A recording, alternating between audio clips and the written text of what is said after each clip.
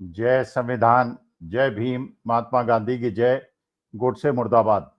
देखिए, हम भारतीयों में बाकी जो भी विशेषताएं हैं वो तो हम लोग ज्यादा डिस्कस करते हैं, लेकिन जो हमारी कमजोरियां हैं और जिसे हमें इम्प्रूव करने की आवश्यकता है, आज मैं उसके संदर्भ में बात करूंगा। हमारी सबसे बड़ी कमजोरी यह है कि हमारी याददाश्त बड़ी कमजोर है। कोई भी हृदय विदारक कोई घटना होती है, कुछ दिनों तक तो हम लोग जो उसमें हताहत होते हैं, जिनके ऊपर बीतती है, उनसे हम सहानुभूति प्रकट करते हैं और उसके बाद फिर हम भूल जाते हैं। फिर हमारी याददाश्त से वो चीज चली जाती है और तब तक ये जो चतुर राजनीतिज्ञ हैं वो हमारा ध्यान भटका देते हैं और जिन लोगों पर बीतती है वो बेचारे थोड़े दिनों तक तो रोते बिलखते हैं, उनको सहानुभूति मिलती है, फिर उनके बाद कोई ऐसा कंधा नहीं मिलता जिसपे वो सिर रख के अपना रो सकें। देखिए, 3 घटनाएं ऐसी हुई हैं जो रिसेंटली हुई हैं और जिनसे इस बात को बहुत ज्यादा बल मिलता है जो मैं कह रहा हूं कि हम लोग किस प्रकार से ऐसी घटनाओं को भूल जाते हैं और जिन पर बीती है उनके साथ हमारी सहानुभूति खत्म हो जाती है और हम प्रश्न भी नहीं पूछते। कम से कम बाकी दूसरे देश हैं, उनमें कमियां बहुत सारी हैं, लेकिन कम से कम वो प्रश्न पूछते हैं और प्रश्न उनसे पूछते हैं जो सत्ता में, और उन प्रश्नों की वजह से जो सत्ताधारी पक्ष है वो हमेशा जवाबदेह होता है। और डेमोक्रेसी के अंदर, लोकतंत्र के अंदर प्रश्न पूछना और उसका जवाब देना और जवाबदेही तय करना और जवाब न देने पर उनको दंडित करना लोकतंत्र के रूप में मताधिकार के माध्यम से, यही लोकतंत्र का आधार है। देखिए, 3 घटनाएं घटी। पहली घटना घटी पुलवामा की, दूसरी घटना घटी पहलगांव की और तीसरी घटना घटी जो अहमदाबाद के अंदर प्लेन क्रैश हुआ। आपने देखा पुलवामा के अंदर 40 जवानों की मौत हुई और ऐसी मौत हुई जिसको अवॉइड किया जा सकता था, जिसको रोका जा सकता था, और इन 40 जवानों के परिवार वालों को रोने बिलखने से बचाया जा सकता था। भाई, आपको पता है, बहुत सारा आप लोगों ने डिबेट इस पे सुनी है कि वो जो आर्मी का कन्वॉय था उसको अगर हवाई मदद मिल गई होती, उनको एयरलिफ्ट करा दिया होता तो वो सड़क से न जाते और इस प्रकार की घटना न होती। और उन्होंने आवेदन भी किया था लेकिन उनकी बात को नहीं सुना गया। कश्मीर जैसे संवेदनशील एरिया में जब इनका कन्वॉय चल रहा था और एक ही गाड़ी ऐसी थी जो बख्तरबंद नहीं थी, बुलेट प्रूफ नहीं थी, उसी के अंदर एक जीप, जो सतपाल मलिक जो अब दिवंगत हैं, उन्होंने, राज्यपाल थे, उन्होंने बताया कि 13-14 दिन तक एक जीप आरडीएक्स लेके घूमती रही, 350 किलो का, उसको नहीं इंटरसेप्ट किया गया, रोका गया और उसी कन्वॉय के उसी ट्रक पे वो भिड़ी और हमारे 40 जवानों की मौत हुई। कोई जांच नहीं हुई। आज तक ये नहीं पता चला कि वो कैसे घटना घटी थी और उसके लिए दोषी क्यों था, कौन था। घटना करने वाला पाकिस्तानी हो सकता है, पाकिस्तानी टेररिस्ट हो सकता है, लेकिन पाकिस्तानी टेररिस्ट तो कोशिश करेंगे भारत के अंदर अवस्था फैलाने के लिए। लेकिन भारत सरकार का, गृह मंत्रालय का और लोकल एडमिनिस्ट्रेशन का यह कर्तव्य था कि उस घटना को रोकते, घोटने का प्रयास क्यों नहीं हुआ? जिसकी जिम्मेदारी थी, क्या उसकी जिम्मेदारी तय हुई? क्या आज तक हमें और आपको ये पता चला कि वो घटना क्यों हुई और 40 जवानों कैसे हताहत हुए? उसके बाद, उसी घटना के बाद बहुत सारे टीवी प्रोग्राम्स में कॉन्क्लेव्स हुए और उन कॉन्क्लेव्स में गया और मैंने जो उन परिवारजन जिनकी मृत्यु हुई थी, दुखद मृत्यु हुई थी, उनके परिवार के बच्चों को मैंने उनके पति, उनके पत्नियों को बोलते हुए सुना। और मानी बात है कि एक पत्नी के बारे में पता चला कि पत्नी ने कहा जब उसका शव लाया गया उसके पति का, कि कम से कम मुझे अपने पति का चेहरा तो आखिरी बार दिखा दो। तो जो सैनिक आए थे उसके साथ, उन्होंने कहा कि चेहरा है ही नहीं, सब कुछ उड़ गया, जैसे राजीव गांधी के साथ हुआ था उसी प्रकार से बम विस्फोट में पूरा शरीर जो था आइडेंटिफाइबल नहीं था, वो तो डीएनए से कम उसे असेंबल करके ताबूत के अंदर रख दिया गया था। ये भी उसकी बेटी ने बताया, जो हताहत जवान था, कि जब ये हुआ, घटना हुई, उसके 15 दिन बाद तक तो कमिश्नर और डीएम उससे मिलते रहे। उसे बाहर बैठ के इंतजार नहीं करना पड़ा। उसे लगा कि शायद देश दुखी है, उसके संवेदना प्रकट करना चाहता है, लेकिन वो कहती है उसके बाद शुरू के 15-20 दिन तो लोग मेरे घर में आए, लोगों ने सहानुभूति प्रकट की, एडमिनिस्ट्रेशन ने मेरी बात सुनी, लेकिन उसके बाद एडमिनिस्ट्रेशन ने भी मुझे 2-2 3-3 घंटे बाहर बिठाना शुरू कर दिया और मेरी कोई मदद नहीं की। ये हमारे समाज की कमी है। और हमने ये भी प्रश्न नहीं पूछा कि उन 40 जवानों की मौत का बदला लेने के लिए क्या कोई जांच हुई और उस जांच में कौन दोषी पाया गया, और जो दोषी पाया गया उसको क्या दंड दिया। क्या देश के लोकतंत्र में हमारा इतना भी अधिकार नहीं है कि अगर आप दुर्घटना को नहीं रोक पाए तो कम से कम आगे ऐसी दुर्घटना ना हो, उसके लिए आपने जांच क्यों नहीं कराई? क्या ये लोकतंत्र नहीं है? उसके बाद पहलगांव हुआ। पहलगांव, आप जानते हैं, कश्मीर का जो पूरा आर्थिक स्थिति है वो पर्यटन पे निर्भर करती है। गर्मी के दिनों में हजारों लोग, बल्कि पैर रखने की जगह नहीं मिलती, होटलों में जगह नहीं मिलती, इतने ज्यादा भीड़ वहां पे होती है और बहुत ज्यादा सिक्योरिटी होती है। जब मैं कश्मीर गया, मैंने जाके देखा वहां पर, तो चप्पे चप्पे पर आर्मी और पुलिस तैनात रहती है। एक एक मूवमेंट पे नजर रखी जाती है, सीसीटीवी होते हैं, हर चीज पे नजर होती है, होनी भी चाहिए, संवेदनशील है। पाकिस्तानी टेररिस्ट कभी भी वहां आक्रमण करने का प्रयास कर सकते हैं। हर थोड़े देरों में जाके गाड़ियों की चेकिंग होती है, एक एक गाड़ी की चेकिंग होती है, उसके अंदर कोई विस्फोटक तो नहीं है। लेकिन पहलगांव के अंदर एक पर्यटन क्षेत्र पे 2000 पर्यटक मौजूद हैं। 250 किलोमीटर पार करके पाकिस्तानी टेररिस्ट आते हैं, गोली चलाते हैं, 1 घंटे तक रहते हैं, कोई क्रॉस फायर नहीं होता, कोई बचाने नहीं आता, कोई चिकित्सा व्यवस्था नहीं होती। 26 पर्यटकों की मौत हो जाती है और जांच नहीं होती। जैसे पुलवामा में जांच नहीं हुई, वैसे यहां भी जांच नहीं होती। ये नहीं पता चलता ये घटना क्यों घटी, किसकी कमी से घटी, और ये क्यों नहीं रोकने का प्रयास किया गया। जैसे पुलवामा में रोकने का प्रयास नहीं हुआ, वैसे ही पहलगांव में रोकने का प्रयास नहीं किया।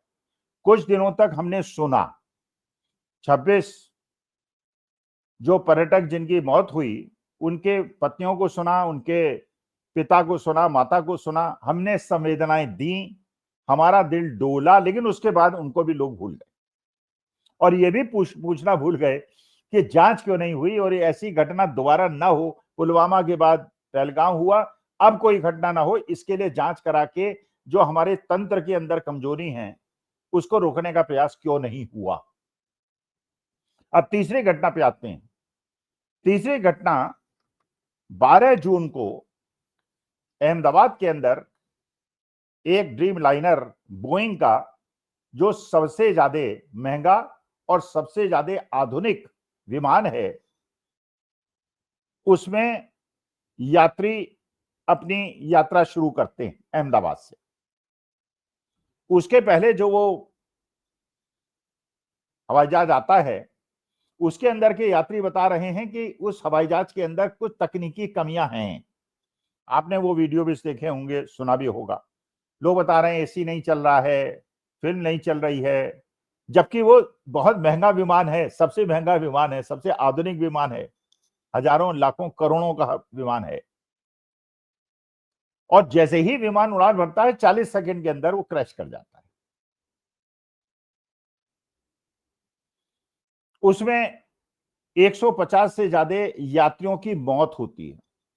केवल वहीं पे मौत नहीं होती है, जब वो प्लेन क्रैश करता है तो जिस मेडिकल स्टूडेंट्स के हॉस्टल पर क्रैश करता है, वहां पूरा घुस जाता है और उसके अंदर भी मौतें होती हैं, जिसके बारे में आज तक हमको नहीं पता।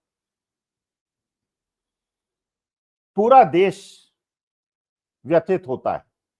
लेकिन फिर वही बात, हम व्यथित होते हैं, संवेदनाएं देते हैं और उसके बाद भूल जाते हैं, और जो बेचारे वहां पे मौत के मुंह में चले जाते हैं, उनसे हमारी सहानुभूति और उनसे संवेदनाएं भी हमारी खत्म हो जाती हैं।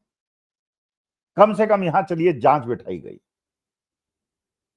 पहलगांव पुलवामा में तो जांच भी नहीं बिठाई गई, यहां कम से कम जांच, लेकिन वो जांच बिठाई गई या चीजों को कवर करने का प्रयास हुआ, अब ये प्रश्न उठता है। 12 जून को ये घटना घटती है, एयरपोर्ट अथॉरिटी की AAIB नामक संस्था उसकी जांच करती है, ब्लैक बॉक्स मिलता है, ब्लैक बॉक्स की जांच होती है, ब्लैक बॉक्स से ये पता चलता है। अब ये पता चलाना बहुत ज्यादा आवश्यक है कि वो तकनीकी कारण से दुर्घटना हुई, पायलट्स की गलती से दुर्घटना हुई, सॉफ्टवेयर की गलती से दुर्घटना हुई, या हवाई जहाज के तकनीकी पहलू के कमी की वजह से घटना हुई। और हम लोग तभी समझ गए थे जब ये जांच बैठाई गई कि इसमें सारा का सारा दोष उन पायलट्स पे दे दिया जाएगा, बेचारे जो मौत के काल में समा गए। और एक तो ऐसा उसका पायलट था जिसका बहुत अच्छा इतिहास, 8,500 9,000 फ्लाइंग आवर्स का इतिहास, और उसके पिता 95 साल के मुंबई में रहने वाले। लेकिन दोष हम जानते थे पायलट्स पे दे दिया जाएगा, और यह बताया गया जांच में बाद में कि क्योंकि एक पायलट ने, किसी ने उसका फ्यूल सप्लाई को बंद कर दिया, इसलिए इंजन में ईंधन नहीं पहुंचा और वो क्रैश कर गया। अब यहां पे भी देखिए तकनीकी प्रश्न, मैंने जो इस सब्जेक्ट के विशेषज्ञ हैं उनसे बात की तो उन्होंने ये कहा, पहली बात, जो फ्यूल सप्लाई बंद करने का मसला होता है वो 40 सेकंड में हो ही नहीं सकता, दैट टेक्स अराउंड 3-4 मिनट्स। तो अगर उसको बंद, ऐसा तो है नहीं कि आपने बटन गलती से दबा दिया इसलिए सप्लाई बंद हो गई, वो कहते हैं ऐसा संभव नहीं है, उसको बंद करने में भी 3-4 मिनट का टाइम लगता है, और बड़ा आसान काम नहीं है वो। 3-4 मिनट का टाइम फ्यूल सप्लाई बंद करने को लगता है, और प्लेन क्रैश कर जाता है 45 सेकंड के अंदर। क्या ये प्रश्न पूछने की आवश्यकता नहीं है जो इंक्वायरी कमेटी है उनको, ऐसा कैसे संभव हो गया? फिर ब्लैक बॉक्स ये भी बताता है, एक पायलट दूसरे पायलट से पूछता है कि तुमने ये फ्यूल सप्लाई क्यों बंद की? उसने कहा साहब मैंने बंद नहीं की। लेकिन दोष ऐसे पायलट्स को दे दिया जाता है जो जवाब दे नहीं सकते, अपने को बचा नहीं सकते, उनके चरित्र का हनन हो गया। क्या पहले हुआ है, कई जगह हुआ है, विश्व के अंदर ऐसा हुआ है कि पायलट्स ने जानबूझकर दुर्घटना करवाई है, लेकिन यहां पे जो कन्वर्सेशन दिखाई पड़ता है, और दोनों पायलट्स का इतिहास ऐसा है कि उनसे ये अपेक्षा नहीं की जा सकती, और इंटेंशन भी नहीं पता चल रही कि ऐसा क्यों है जो उन्होंने इस वजह से ऐसा किया। और जो हवाई जहाज ग्राउंड में रहता है उस समय उसके सारे इंस्ट्रूमेंट्स को चेक किया जाता है, फ्यूल सप्लाई ऑन होती है, वो उड़ान भरता है, और जो चीज 3 मिनट के अंदर बंद होती तो 3 मिनट के बाद भी अगर फ्यूल सप्लाई बंद होता, प्लेन क्रैश करता, तब ये प्रश्न उठता। लेकिन 45 सेकंड के अंदर अगर प्लेन क्रैश करता है तो इसका मतलब ये है वो पक्ष नहीं है जो जांच बता रही है, और पक्ष वो हो सकता है कि इसके अंदर कोई सॉफ्टवेयर की कमी है या तकनीकी कारण है बोइंग का। लेकिन बोइंग ऐसी कंपनी है, आप जानते हैं, जिसका लाखों करोड़ का बिजनेस है, पूरे वर्ल्ड में उसकी एक रेपुटेशन है, और लाखों करोड़ का उसका फायदा है, और अपनी रेपुटेशन को बचाने के लिए 10-15 हजार करोड़ की घूस देना उसके लिए कोई बहुत बड़ी बात नहीं है। और आपको यह भी पता है, जहां ये कहा जाता है कि पिछले 10 साल से भ्रष्टाचार नाम की कोई चीज नहीं है, वहां पे 10-12 हजार करोड़ में तो सरकारी अफसर और ये जांच अधिकारी दरी की तरह बिछ सकते हैं। मैं आरोप नहीं लगा रहा हूं, मैं केवल प्रश्न पूछ रहा हूं कि अगर उन दिवंगत पायलट्स पे प्रश्न उठाया जाएगा तो यह भी प्रश्न उठाया जाएगा कि जांच में इस पक्ष को क्यों नहीं देखा गया कि जो प्लेन ग्राउंड के अंदर था, सारी चीजें टेस्टिंग हो गई थी, फ्यूल सप्लाई खोली गई थी, 45 सेकंड के अंदर वो क्रैश कैसे कर गया, जबकि उसको बंद करने के लिए 3-4 मिनट का टाइम लगता है। आपको पता ही है जो अडानी जी के ऊपर केस चल रहा है अमेरिका के ऊपर, वहां पे आरोप ही यह है कि अमेरिकन इन्वेस्टर्स को धोखा देने के लिए भारतीय सरकारी कंपनियों के अधिकारियों को घूस देकर एस्टिमेट्स में हेरफेर की गई। अमेरिका में जांच हो रही है, कोर्ट में केस है, समन इशू हो गया है जो अडानी जी को सर्व नहीं हो पा रहा है, लेकिन भारत के अंदर जो घूस लेने का आरोप जिसपे वो जांच हो रही है, हमारे देश के अंदर कोई जांच नहीं चल रही है। तो जांच का न होना भ्रष्टाचार का सामने ना आना केवल क्या इसीलिए हो रहा है कि कहने के लिए कि पिछले 11 साल के अंदर कोई भ्रष्टाचार नहीं हुआ?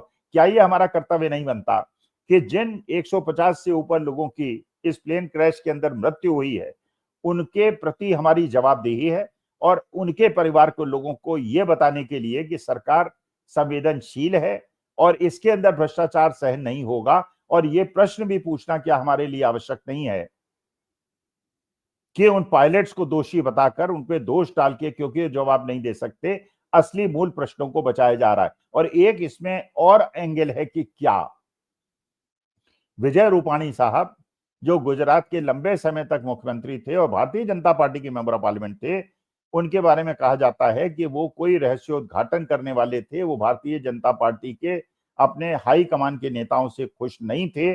तो क्या क्या मैं आरोप नहीं लगा रहा हूं, मैं प्रश्न पूछ रहा हूं, क्या विजय रूपाणी साहब को रास्ते से हटाने के लिए 150 से ज्यादा लोग जो प्लेन पे सवार थे और जो नीचे जाके क्रैश हुए, उनको कोई षड्यंत्र हुआ? और ये भी आपको ध्यान रखना होगा इस विषय पे, विजय रूपाणी क्योंकि चीफ मिनिस्टर थे, तो उनके अंतिम संस्कार के लिए जो खर्चा हुआ उसमें गुजरात सरकार ने सहयोग करने से मना कर दिया। जबकि अगर पार्टी की सरकार है और पार्टी के सरकार के वो मुख्यमंत्री थे, तो इतनी संवेदनशीलता तो दिखानी आवश्यक थी। क्योंकि अगर चलिए डॉक्टर मनमोहन सिंह के अंतिम संस्कार में आपने संवेदनशीलता नहीं दिखाई और उनको कोई स्थल नहीं दिया जहां पे जाके हम लोग मत्था टेक सकें और विश्व के सबसे बड़े अर्थशास्त्री के प्रति अपने श्रद्धा भाव सुमन अर्पित कर सकें, तो कम से कम अपने प्रदेश के मुख्यमंत्री विजय रूपाणी के प्रति तो वो संवेदना दे देते, लेकिन वो भी संवेदना नहीं दिखाई पड़ी। वो संवेदना सतपाल मलिक के लिए भी दिखाई नहीं पड़ी। और जो हमारे धनखड़ साहब थे वाइस प्रेसिडेंट, उनके प्रति भी नहीं दिखाई पड़ी। सतपाल मलिक का भी कोई डिस्कशन नहीं हुआ। धनखड़ साहब का स्वास्थ्य खराब हुआ, अब कैसा स्वास्थ्य है उसके बारे में भी कोई बुलेटिन नहीं हुआ। डॉक्टर मनमोहन सिंह के अंतिम संस्कार के लिए कोई स्थान नहीं दिया, उन्हें कोई उनको स्मरण नहीं किया गया। और वही चीज विजय रूपाणी के साथ हुई। तो मैं आप लोगों से निवेदन करता हूं, भारतवासियों से निवेदन करता हूं, संवेदनशीलता थोड़े दिनों तक ठीक नहीं है। जिन परिवारों के लोगों के प्राण जाते हैं और सरकार की असंवेदनशीलता की वजह से जाते हैं, उसमें अगर आप प्रश्न नहीं पूछेंगे समय, तो सरकार ऐसी ही करती रहेगी, चाहे वो सरकार किसी की हो, इस पक्ष की हो या उस पक्ष की हो। लेकिन लोकतंत्र के अंदर प्रश्न पूछना हमारा कर्तव्य है। हम आरोप नहीं लगाते, हम प्रश्न पूछते हैं कि 2 जगह पर पुलवामा पहलगांव में तो जांच ही नहीं हुई, और यहां पे जो अहमदाबाद प्लेन क्रैश के बारे में जांच हुई वो खुद शक के दायरे में है। प्रश्न पूछते रहिए, लोकतंत्र को अगर मजबूत करना है। नमस्कार, धन्यवाद और प्रणाम।